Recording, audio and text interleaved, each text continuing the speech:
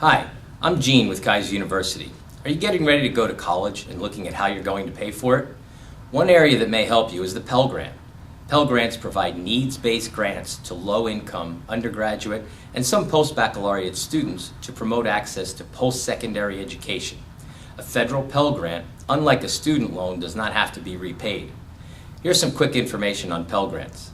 The maximum Pell Grant award amount for the 2011-2012 award year is up to $5,550.